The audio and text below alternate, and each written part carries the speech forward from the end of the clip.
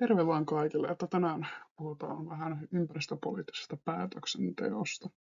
Aihe on erittäin laaja ja monimutkainen, että pahoittelen, että en voi teille sitä aivan kaikkea esitellä, mutta siitä on olemassa erittäin paljon mielenkiintoista ja opettavaista ja hyvää kirjallisuutta, että suosittelen myös sitten siihenkin perehtymään. Ensin vähän kansainvälistä ympäristöpoliittista päätöksentekoa. Kuten kaikki tiedetään, niin ympäristöongelmat ovat nykyään hyvin globaaleja, kuten juurikin vaikka ilmastonmuutos tai luontokato, niin se on luonnollista, että ei voida enää säännellä ympäristöasioita vain valtioiden kansallisessa lainsäädännössä, koska ne globaalit ympäristöongelmat sitten ei noudata valtioiden rajoja, joten ainoa ratkaisu on edellyttää näitä kansainvälisiä sopimuksia, sitoumuksia ja yhteistyötä. Ja Suomi on onneksi erittäin aktiivisesti tällaiseen osallistunut, että on jo yli 100 kansainvälistä ympäristösopimusta, johon Suomi on osallisena. Näistä sopimuksista on hyvä muistaa se, että ne on melkeinpä kaikki varmastikin nimetty jonkun kaupungin mukaan, riippuen siitä, että mihin on silloin päättäjät kokoontuneet sitä sopimusta laatimaan ja allekirjoittamaan, että itse vaikka laadin väitöstutkimusta Århusin yleissopimuksen aihepiiriin liittyen ja on samoin vaikka Riossa ja Montrealissa JNE omat sopimuksensa annettu. Näitä on hirveä määrä, että niin kannattaa olla hyvin tarkkana aina sitten, kun näitä sopimuksia tulee vastaan, koska ne paikkakunnat on ja kaupungit on hyvä muistaa, jotta tietää, että mistä nyt on taas kyse. Ja kannattaa myös muistaa, että muillakin aloilla tällaisia saman tyylisiä nimiä annetaan. Wienin yleissopimus vaikka on erittäin hyvä esimerkki tästä. Opetan ammattikorkeassa ympäristöpolitiikan ja juridiikan kurssia ja poikkeuksetta aina joku olettaa, että Wienin yleissopimus olisi 60-luvulta oleva diplomaattisopimus. No, on se sitäkin, mutta kun se on myös vuodelta 1985 oleva Oslonin kerrokseen liittyvä sopimus, niin tällaisia päällekkäisiä nimiä on, että kun perehdytte kansainvälisiin ympäristösopimuksiin, niin olkaa hyvin tarkkana. Ja sitten näissä sopimuksissa ja kansainvälisessä päätöksenteossa, niin Suomessa on niin tärkeä rooli Suomen ympäristöministeriöllä. Ja kun ministeriö vaikuttaa ympäristön, ilmaston ja kestävän kehityksen tavoitteiden toteuttamiseen maailmanlaajuisesti, alueellisesti ja kahdenvälisesti. Eli kun Suomi on jossain neuvotteluissa mukana, niin se on käytännössä ministeriön virkamies tai ministeri itse, joka sitten asian neuvottelee. Eli tämä on hyvin viranomaisvetoista tämä ympäristöpoliittinen päätöksenteko kansainvälisellä tasolla. Ja hyvä niin. Toki siihen osallistuu paljon sidosryhmiäkin, kuten vaikka ympäristöjärjestöt on paljon aihepiiristä äänessä, mutta niin päätöksenteko tapahtuu sitten viranomaislähtöisesti. Myös EU-tasolla on omaa ympäristöpoliittista päätöksentekoaan, ja kuten myös kansainvälisesti, niin myös EU:ssa niin on vuosikymmenien kokemus ympäristöpoliittisesta päätöksenteosta, ja tämä on saanut aikaan sen, että EU:ssa on yli 200 säädöstä, ja lisäksi määritellään erilaisia strategioita ympäristöasioissa. Määrä kuulostaa paljolta, mutta myös ympäristökysymyksiä on erittäin paljon, mitä pitää säännellä, joten siksi tämä on erittäin hyvä, että niin EU on myös näin laajasti asiaan panostanut. Tässä on ollut paljon kehitystä, että alun perin EUn ympäristöpolitiikka keskittyy erilaisten standardien sääntelyyn. Sitten tämä poliittisten välineiden kirjo on laajentunut. Tässä on esimerkkejä, mitä kaikkia nykyiseen ympäristöpoliittiseen päätöksentekoon sisältyy EU:ssa. Niin EU on varsin talousvoittoinen toimija, niin varsinkin nämä markkinapoiset välineet on erittäin hyviä, koska ne edesauttaa sitä, että sitten toiminnanharjoittajat oikeasti kiinnittää huomiota ympäristökysymyksiin. Kuten siinä ympäristöviestinnän luennossa, jonka olette ehkä jo kuunnelleet, niin puhuttiin viherpesusta, niin se on erittäin hyvä esimerkki siitä, että minkälaisia niin seikkoja sitten EU pyrkii sääntelemään ja rajoittamaan yritysten ympäristön kannalta negatiivista toimintaa. Totta kai on myös sitten kansallisella tasolla oma ympäristöpolitiikkaansa, että niin siinä on paljon pohjana toki kansainvälinen lainsäädäntö ja EU-lainsäädäntö, mutta niin on myös paljon lainsäädäntöä, joka on sitten ihan niin kuin Suomen olosuhteisiin tehty. Niin siksi tämä himmeli, joka näistä eri tasoista muodostuu, kuulostaa aika monimutkaiselta, mutta kaikilla on tässä paikkansa. Niin Suomen ympäristöpolitiikassa on tosi paljon eri näitä toimijoita. Ympäristöhallinto toki hoitaa pääasiassa, mutta niin, sitten on näitä eri sidosryhmiä, että teollisuus antaa totta kai kaikesta aina oman näkemyksensä, mutta niin, sitten on myös esimerkiksi kansalaisjärjestöt on erittäin tärkeitä. Juuri varmasti kaikki näkevät valtakunnan mediassa, kun nämä aktiiviset sotki eduskuntatalon pylväät, niin se on osa tällaista järjestöjen vaikuttamisyritystä, vaikka toki on erittäin negatiivista, että niin pyritään vaikuttamaan lakia rikkomalla, mutta niin on yksi esimerkki siitä, mitä järjestöt saattaa tehdä.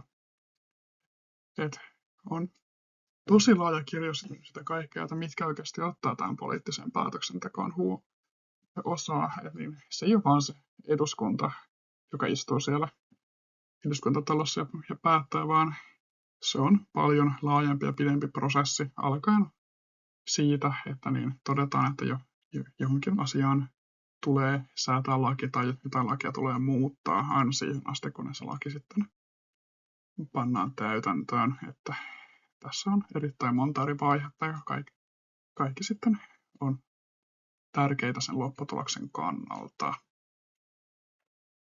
Sitten vähän tästä sidosryhmien osallistumisesta. Olen ehkä vähän väärä henkilö tästä puhumaan, kun teen tästä väitöskirjaa, että olen liian lähellä tätä teemaa, mutta haluan silti teille tästä vähän selittää. Eli Suomi tosiaan sitoutunut tällaiseen Århusin yleissopimukseen, joka allekirjoitettiin 90-luvulla ja tuli voimaan Suomessa vuonna 2004. Eli se on tällaiset 3 pilaria. Eli ykköspilari säätelee ympäristötiedon saantia ja 2 osallistumista ympäristöä koskevaan päätöksentekoon ja 3 sitten oikeuden saatavuutta ympäristöasioissa. Niin tämän luennon kannalta tämä 2. pilari ja sen sisältö on erittäin merkityksellisiä. Eli se edellyttää, että ympäristöjärjestöille ja yksittäisille kansalaisille tulee tosiaan mahdollista osallistuminen ympäristöpoliittiseen päätöksentekoon.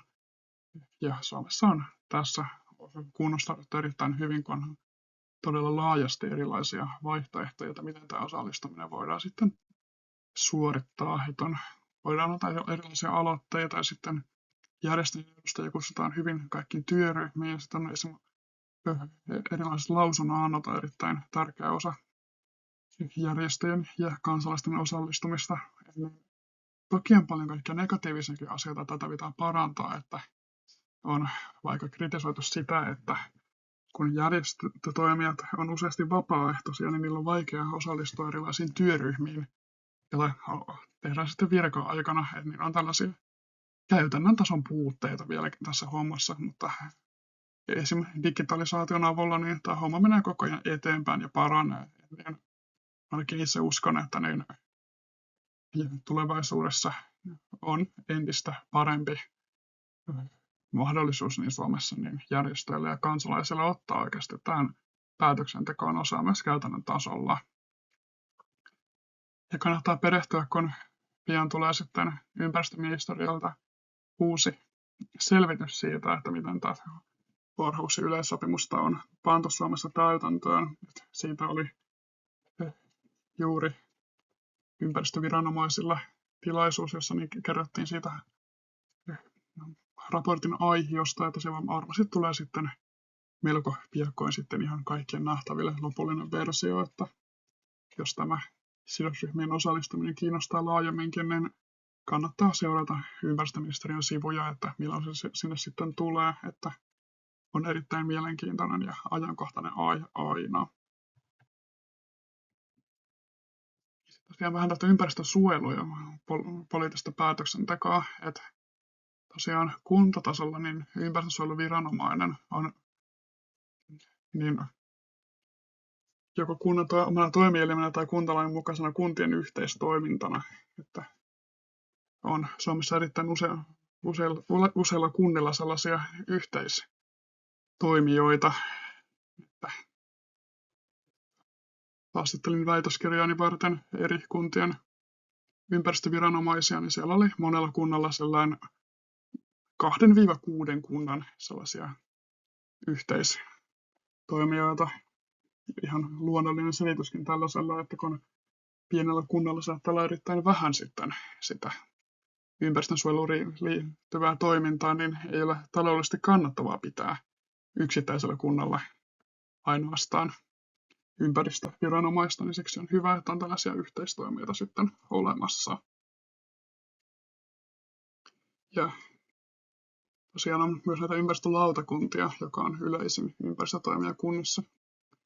Ja tätä ympäristöä koskevaa päätöksentekoa kuntatasolla, niistä valvoo ja tukee Kuntaliitto. Että Kuntaliiton tehtävät koskee tosi monipuolisesti kaikkea, mikä liittyy kuntatasolla ympäristön suojeluun. Tässä on pitkä luettelo, että mihin aiheisiin niin voi Kuntaliitto sitä antaa kunnan viranomaisille tukea poliittisessa päätöksenteossa. Ja on erittäin hyvä, että varsinkin näillä pikkukunnilla, joilla ei saata kovinkaan usein olla sitten sitä ympäristöön liittyvää päätöksentekoa katsottavanaan, on sitten tällainen isompi toimija sillä sitten tukena taustalla. Ja luonnollisesti on tämä ilmastoasia sitten myös yhtenä poliittisen päätöksenteon kohtana näköään, että se otetaan huomioon kaikilla politiikan eri tasoilla. Se on mielenkiintoinen yksityiskohta, että jopa tosi pieniinkin kuntiin on nykyään työllistetty ilmastoasiantuntijoita. Itse asun Hollalassa ja hämmästyin, kun viereiseen Kärkölän kuntaan haettiin tällaista tässä vuosi pari sitten. Eli 2,000 asukkaan kunnassa voidaan nykyään työllistää ilmastoasiantuntija, koska jopa näinkin pienet toimijat on osana tekemässä päätöksentekoa siitä, että Suomi hoitaa nämä ilmastopäämääränsä, että vaikka se ensin ajattelulla kuulosti omituiselta, mutta tälle on erittäin tärkeä rooli nykypäivänä. Ja ilmastotoimia niin ei tosiaan voida tehdä poliittisessa päätöksenteossa ainoastaan sillä, että ajatellaan pelkästään sitä ilmastoa, vaan pitää ajatella laajasti kaikkia eri seikkoja, jotka voi vaikuttaa ilmastopäästöjen vähenemiseen. Että hyvä on esimerkki vaikka just nämä politiikkatoimet liikenteen päästöjen vähentämiseksi. Että jos joku ajattelee ensin, että on kohtuutonta, että vaikka lähikaupungissa keskustaan tähdätään ainoastaan julkisen liikenteen ja kulkemista pyöräilyn ja jalankulun ohella, että ei olisi yksityisautoiluja, niin kuulostaa ensin tavalliselle kuluttajalle siltä, että tämä nyt ei ole oikein ja kohtuullista, mutta sillä on erittäin tärkeät ilmastopoliittisetkin seikkansa. Niin kannattaa näitä asioita aina ajatella paljon laajemmin, koska niissä sitten nousee esiin monia tällaisia seikkoja, mitä ensisilmäyksellä ei ehkä sitten havaitsisi. Sitten kansallinen luonnonsuojelu on yksi tärkeä seikka tässä poliittisessa päätöksenteossa. Niin siinä tärkeitä seikkoja on muun muassa luonnon itseisarvo ja luonnon ihmiselle tuottamat hyödyt, ja samoin käytännön luonnonsuojelu ja ihmisen ja ekosysteemien monimutkaisia yhteyksiä korostava näkökulma. Niin luonnonsuojelussa on todella laaja seikka tällaisia erilaisia teemoja, joita pitää sitten ottaa huomioon. Niin on niin näkökulmana on just, että utilitaristinen näkökulma, eli ajatellaan niin kuin kaikkien yhteistä hyötyä. Samoin vakuutusarvo näkökulma ja tiedollinen näkökulma, eli jos tiedetään, on osoitettu, että jossakin kasvaa vaikka harvinaista kasvia tai on joku harvinainen eläin, vaikka liito-orava jossain, niin tällaisen tiedon perusteella voidaan sitten tehdä sitä poliittista päätöksentekoa, että kyseinen alue tulee sitten suojella. Ja tärkeässä roolissa tässä uudistetussa luonnonsuojelulaissa on Suomen luontopaneeli, joka tukee sitten luontopolitiikan suunnittelua ja päätöksentekoa. Tämä paneeli tuottaa siis koostaa ja erittelee tieteellistä tietoa luonnon monimuotoisuutta koskevien politiikkatoimien suunnittelua ja toimeenpanoa ja seurantaa ja päätöksentekoa varten. Eli mikäli jollain yksittäisellä pikkukunnalla tai muulla poliittisella toimijalla ei ole tarkkaa tiedollista tietoa itsellään siitä, että miten tämä luonnonsuojelu pitää toteuttaa, niin tässäkin on tällainen selkeä toimija taustalla sitten auttamassa. Luonnonsuojelu on, että kannattaa muistaa myös hyvä esimerkki siitä, kuinka ympäristöä koskevassa päätöksenteossa tavoitteet voi olla ristiriitaisia. Että hyvä esimerkki on vaikka metsäkysymykset, että joku toimija saattaa katsoa vaikka just nämä ympäristöjärjestöt, että joku tietty paikka pitää suojella, että vanhoja metsiä kun halutaan suojeltavaksi mahdollisimman paljon, mutta voisin veikata, että se metsän omistaja ei ole ehkä täysin samaa mieltä. Että tavoitteiden ristiriitaisuus korostuu pyrittäessä kattaviin yleishyödyllisiin päämääriin, että niin, kun koetetaan löytää se yhteisymmärrys näiden ristiriitaisten näkemysten välillä, niin saattaa tulla joskus ongelmia, mutta siinä on pyrittävä, että eri tavoitteet otetaan hyvin huomioon ja sitten että kaikille tulisi edes jonkinlainen hyöty sitten siitä päätöksestä, mikä on saatu aikaiseksi. Sitten myös vesikysymyksiin liittyy poliittista päätöksentekoa, että niin vesien suojelun lisäksi liittyy myös vesihuolto, että niin tämä vesiasiakin on tosi laaja kysymys, kun suojelun lisäksi niin pitää just turvata vaikka niin ihmisten veden hankinta ja talousveden käsittely ja jakelu ja sitten myös sen jälkeen, kun se talousvesi on käytetty ja siitä on tullut jätevettä, niin viemäröinti ja puhdistus, niin sekin pitää ottaa sitten vesiä koskevassa päätöksenteossa huomioon. Että tämä kaikki pitää hoitaa sillä että otetaan eri näkökulmat siinä huomioon ja turvataan ne ilman, että ihmisten vedensaanti tai käyttömahdollisuudet sitten kärsii, mutta toisaalta myöskään se vesiympäristö ei saa kärsiä. Tässä on erittäin hyvä, että kuntien yhteistyö varsinkin on lisääntynyt. Ja sitten tämä vesienergian jätehuolto hyödyttää myös laajemminkin ympäristön suojelua, koska se edistää kiertotaloutta ja energiatehokkuutta. Tässä on erittäin paljon aiheita, johon kannattaa perehtyä, jos kiinnostaa. Sitten vähän alueidenkäyttö ja päätöksentekoa, koska siinäkin on tosiaan poliittinen näkökulmansa.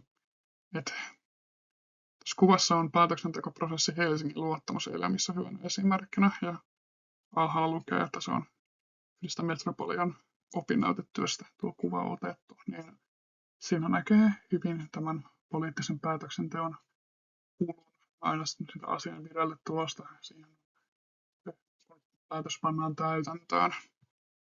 Tässä alueiden käytössä ja suunnittelussa niin tärkeässä roolissa on nämä kaavoituksen eri muodot, eli maakuntakaava, yleiskaava ja asemakaava, ja sitten minkälaisia päätöksiä niihin sitten tuotetaan. Ja kaavoituksen keskeisiä toimijoita on nämä poliittiseen päätöksentekoon osallistuvat kunnan tai maakunnan luottamushenkilö, kaavoja valmistelevat viranomaiset, kaavoitusta valvovat viranomaiset sekä osalliset. Eli kannattaa muistaa, että tässäkään ei todellakaan vain ne poliittiset päätöksentekijät ole äänessä, vaan siinä on laaja ryhmä erilaisia sidosryhmiä ja viranomaistoimijoita, jotka sitten tukee tätä poliittista päätöksentekoa, jotta siitä tulee kaikkia tyydyttävää. Ja lisäksi on myös eläinten suojeluun liittyvää päätöksentekoa jonkin verran. Eli eläinkeskustelu on länsimaissa lisääntynyt varsinkin 1990-luvulta lähtien ja on tätä melko uutta, mutta niin kuitenkin se on vakaa osa myös tätä päätöksentekoa. Eläinsuojeluvalvontaa tehdään kunnissa ja kaupungeissa, sitä tekee erityisesti valvontaeläinlääkärit, mutta niin siihen liittyy myös erilaista päätöksentekoa. Ja viranomaistoimijoista hyvä on muistaa, että nämä ely-keskukset, kun ne valvoo isoja sikaloja tai navettoja, niin olen itse ollut elyssä lakimies-roolissa, niin siellä oli yksi henkilö nimetty nimenomaan tällaisten isojen eläinsuojien valvojaksi. Niin tämä on erittäin tärkeä viranomaistehtävä, joka edesauttaa sitä, että mikäli näissä eläinsuojissa tulisi sitten jonkinlaisia ongelmia, niin sitten pystyttäisiin myös tarvittaessa poliittisesti puuttumaan niihin.